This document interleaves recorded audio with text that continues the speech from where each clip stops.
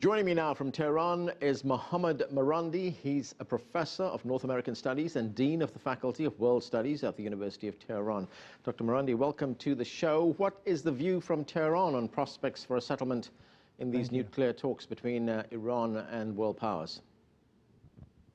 I think it's wait and see. In Iran, there is a large degree of skepticism in the sense that so far, over the past few months, the United States has not shown the goodwill that the Iranians were expecting, especially since the United States government and senior officials in government continue to threaten Iran with military action every now and then. When the U.S. president says all options are on the table, or so does the Secretary of State, that angers ordinary Iranians, and it also does not at all help to build trust. The Iranians feel that the Americans have to make a decision, and that is that if they want to move towards rapprochement and to move beyond this problem that exists between Iran and the West for the most part, they have to recognize Iran's rights to have a peaceful nuclear program and Iran's full rights within the framework of the NPT.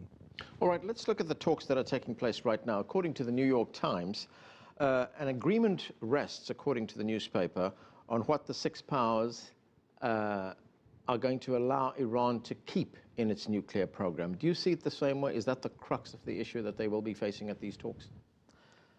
I think the crux of the problem is the very notion that Western countries think that they can, they're in a position, or they have the authority to determine what Iran is allowed to have and is not allowed to have.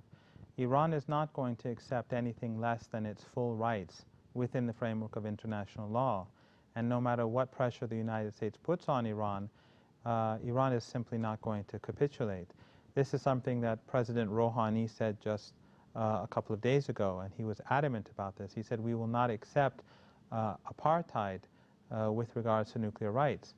Another thing that we have to keep in mind is that the P5+1 is not a united entity.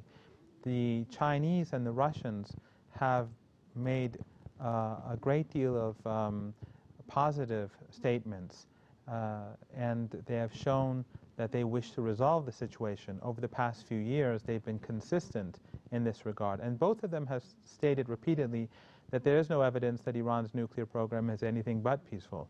The problem has so far lied in the United States for the most part, and then with its European partners. And the problem with the United States largely lies with the fact that the pro-Israeli lobby in the United States is putting pressure on the American government not to have a deal with Iran that is acceptable to both sides. President Rouhani has said that there are elements in the Iranian nuclear program which are not up for negotiation. What are these non-negotiable elements? Well, basically what he was saying was that the whole of the program is legal, and that the Iranians will not give up anything that has to do with its rights as an independent country.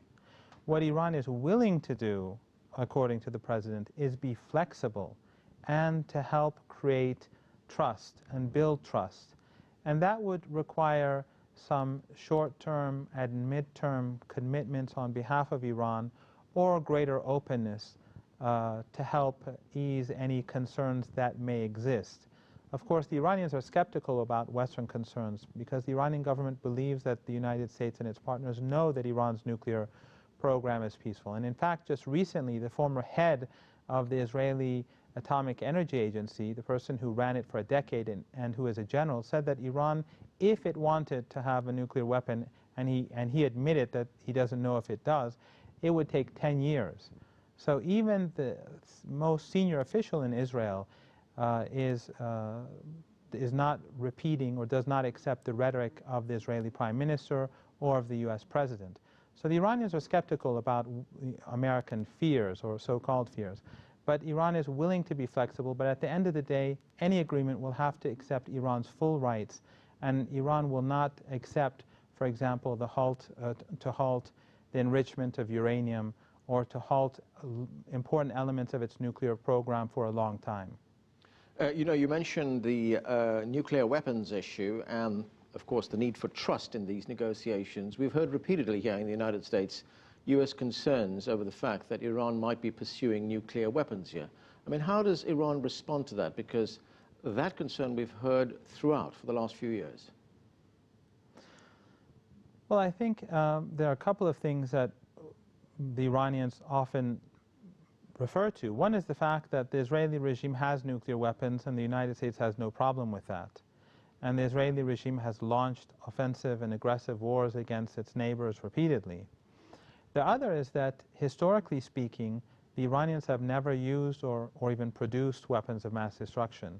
In the 1980s, when Saddam Hussein invaded Iran, the Iraqi regime used chemical weapons extensively against ordinary Iranians, against its own people, and against Iranian combatants.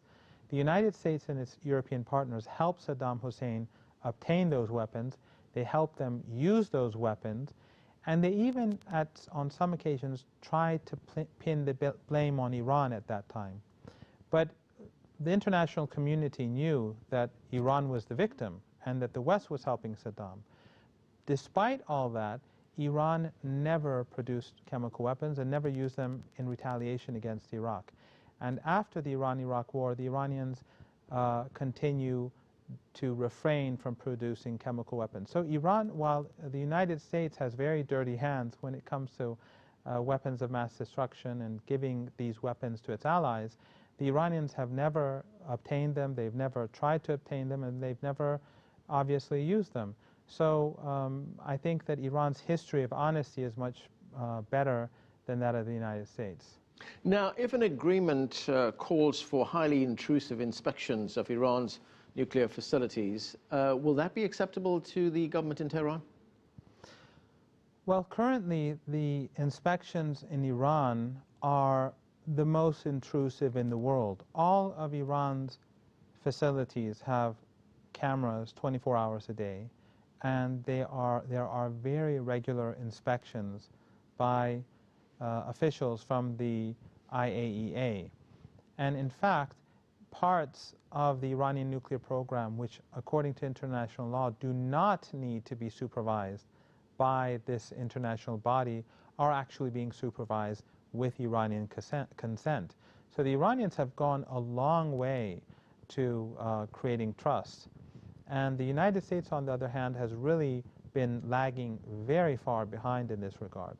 I think the Iranians would be willing to go even further if they see significant goodwill on the American side. But so far, the Americans are continuing to try to hurt the Iranian economy. They're continuing to ignore the spirit of the agreement that was signed between Iran and the P5+1.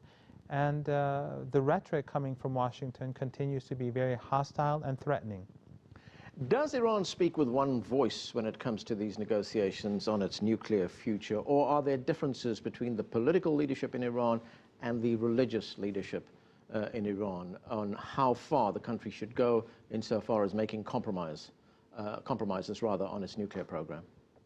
No, I think it's very clear that there is a single voice coming out of Tehran, and the leadership fully supports the negotiations that have been taking place so far. There are differing opinions in Iran about the nature of the talks, about the nature of the U.S. policy towards Iran, and about how flexible Iran should be.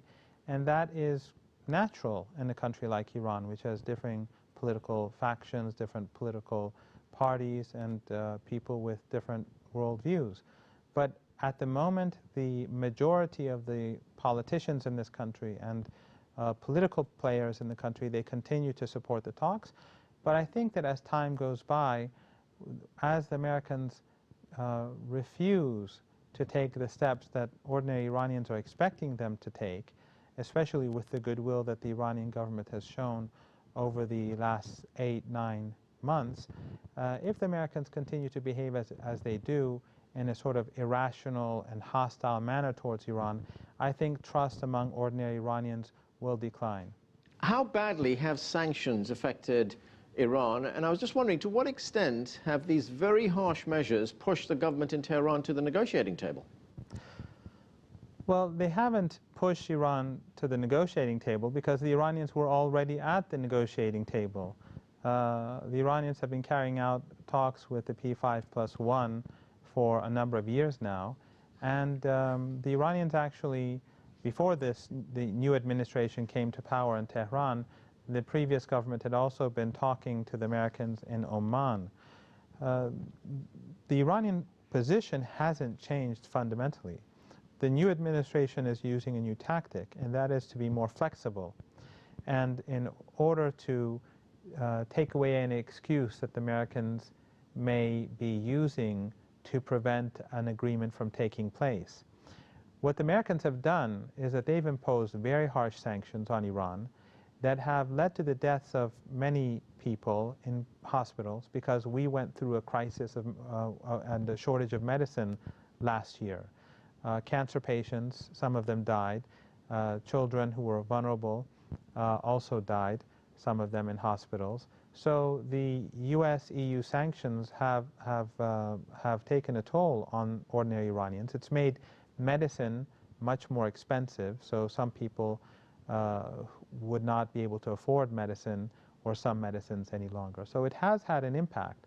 But the Iranian economy, although it was hit pretty hard and we went into recession, but gradually the economy is picking up again, and it is finding ways to overcome the sanctions. So basically what the sanctions have done is that they've hurt ordinary Iranians, and I think they've increased mistrust towards Western countries. But it hasn't changed Iran's position on the nuclear program. At the end of the day, the Iranians are willing to come to an agreement with the United States and Western powers, but only if they respect Iran's full rights within the framework of the NPT. Mohammad Marandi, thanks for joining us, sir. And we are going to take a break right now. When we come back, we'll be joined by a former U.S. diplomat who has 25 years of experience in foreign policy. Stay with us, you're on The Heat.